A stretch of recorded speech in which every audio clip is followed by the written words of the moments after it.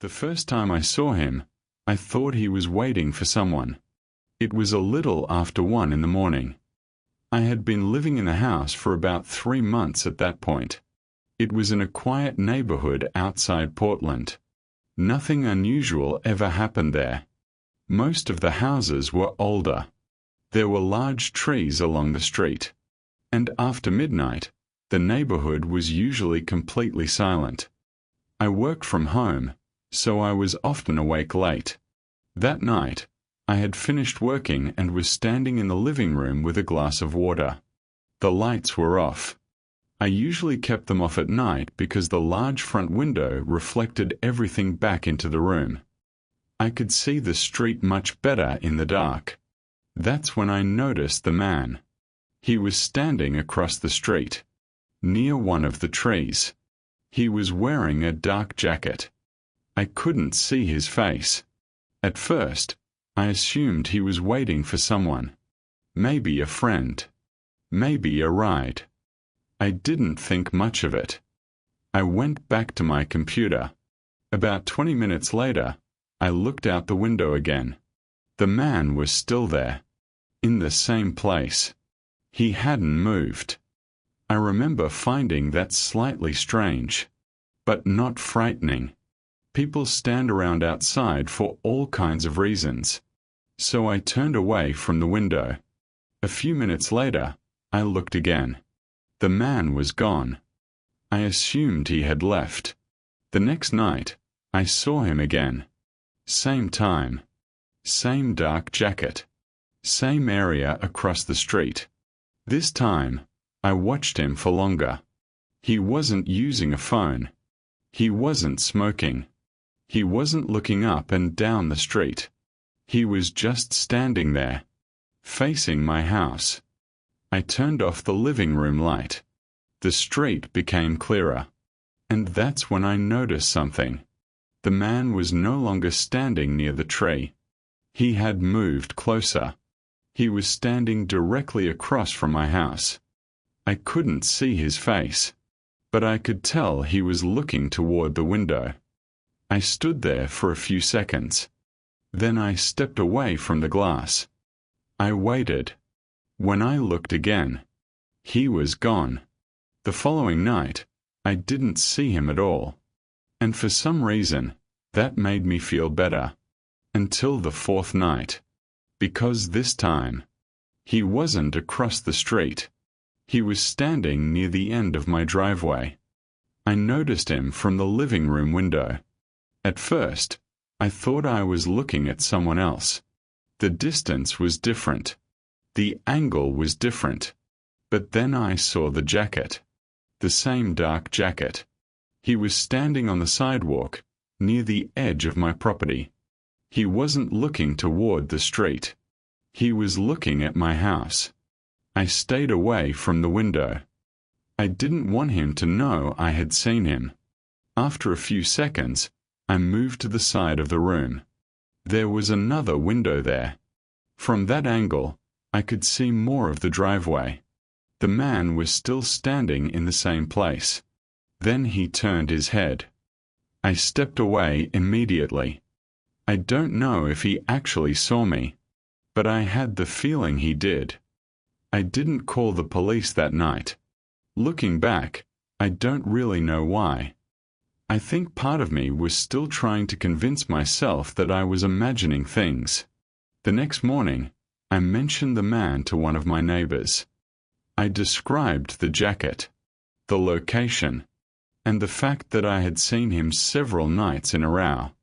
The neighbor thought about it for a moment. Then he told me there had been someone walking around the neighborhood late at night. He had seen the person a few times himself. That explanation made me feel better, at least for a little while. Maybe the man wasn't watching my house. Maybe he was simply walking through the neighborhood. So that night, I went to bed normally. The next morning, I checked my security camera. I had installed it above the front door when I moved in. It covered the porch and most of the driveway. I had never really needed it before. I was checking the recording from the previous night when I noticed something. At 1:18 in the morning, the camera had detected movement. I opened the recording. The porch was empty. The driveway was empty. There was no one near the front door. But at the very edge of the frame, someone was standing on the sidewalk. The camera only captured part of him. A dark jacket, one shoulder, and the side of his head. He stood there for almost 3 minutes. Then he walked away.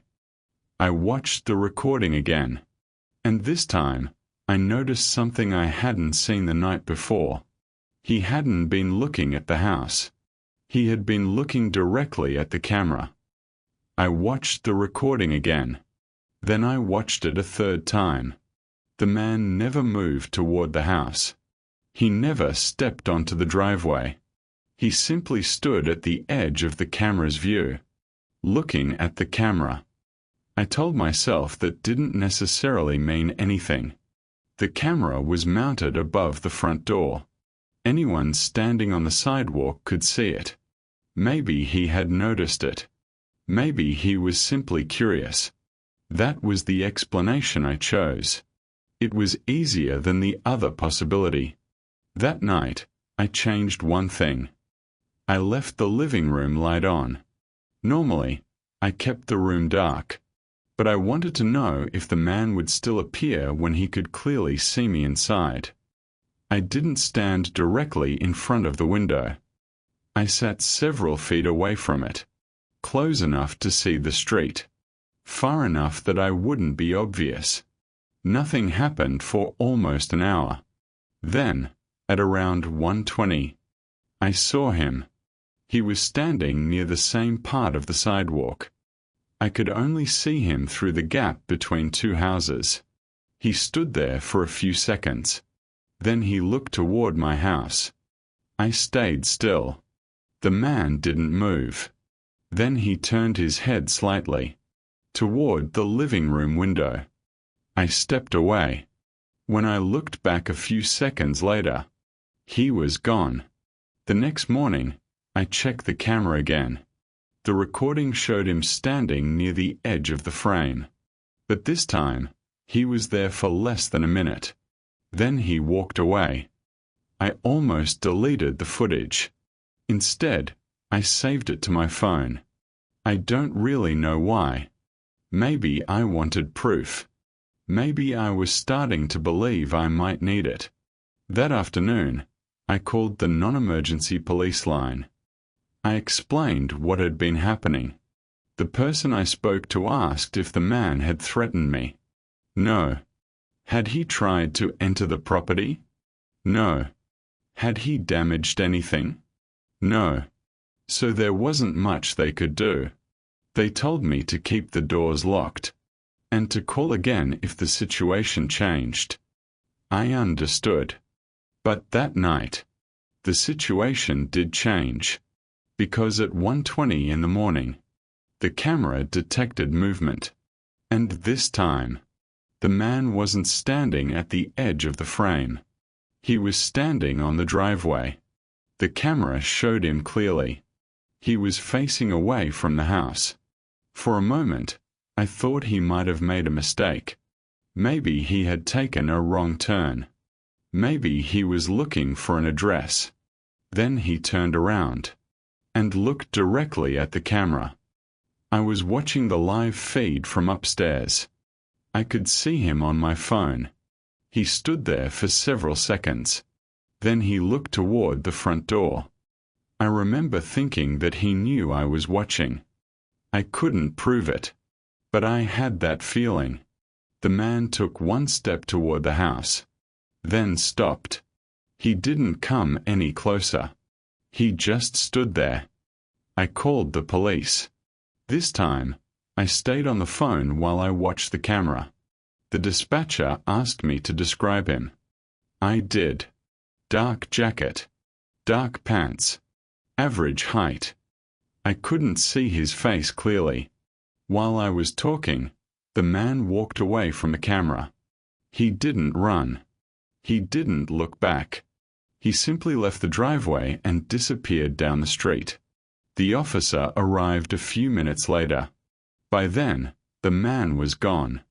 They checked the street. They checked the nearby sidewalks. Nothing. The officer watched the camera footage. He asked me if I had ever seen the man before. I told him I had. He asked me how many times. I said I wasn't sure. Maybe 4.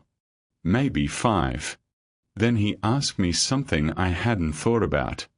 He asked if I had checked the older recordings. I hadn't. So after the officer left, I went through the camera footage. I started with the night before, then the night before that, then the night before that. At first, I found nothing. Then I went back further. 1 week, 2 weeks, and finally, I found him. He was standing at the end of the street, in the background of a recording from the day I had moved into the house. I had been carrying a box from my car. The man was barely visible, but he was there, standing near the sidewalk, watching the house. And that was when I realized I hadn't noticed him for the first time 4 nights earlier. That was just the first time. I had finally looked back. I went through the recordings again. This time, I wasn't looking for the man. I was looking at myself. I wanted to know what he could have been watching. The first recording showed me moving boxes into the house. The next showed me leaving for groceries. Another showed me taking out the trash. The man appeared in several of them. Never close. Never doing anything that would have immediately seemed suspicious. He was always somewhere in the background, near the end of the street, across from the house, sometimes partially hidden behind a parked car. And in every recording, he was facing toward my house. I started writing down the times. The first time I left for work. The first time I came home. When I went to the grocery store. When I went for a run. I didn't notice anything at first. Then I saw the pattern. The man appeared most often when I was outside. He was never there when someone else was visiting. I checked a recording from the weekend my brother had stayed with me. The man wasn't there. I checked another recording from a night when a friend had come over. Again, nothing. But on the nights when I was alone, he appeared. I didn't know what to do with that information. It could have been a coincidence. Maybe he simply walked through the neighborhood at night. Maybe I was seeing a pattern because I was looking for one. So I decided to test it. The following evening, I left the house at the same time I normally did. I drove away. Then I parked around the corner. I waited. For almost 20 minutes, nothing happened. Then I saw him. He came from the opposite end of the street. He stopped near my house and stood there. The house was empty. He couldn't have known I was watching. At least, I didn't think he could. Then he walked to the front of the property. He stopped near the driveway and looked toward the house. He stayed there for almost 5 minutes. Then he left. I waited another 10 minutes before driving home. The next morning, I checked the camera. The footage showed exactly what I had seen. The man had come to the house. He had stood in the driveway. And then he had left. But there was one thing I hadn't seen from where I was parked. Before leaving, he had walked to the front door and looked at the doorbell camera. Then he had leaned forward, as if he was trying to read something. I checked the footage again. Then I paused it. The camera was mounted above the front door. The man was standing directly beneath it. He wasn't looking at the lens. He was looking at the small nameplate beside the door. My last name was printed on it. I had never thought about it before. but anyone standing on the porch could read it. I called the police again. This time, I gave them everything I had.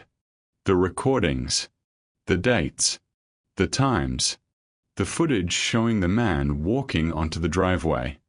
They took a copy of the videos. An officer asked if I knew anyone who might be watching me. I said no.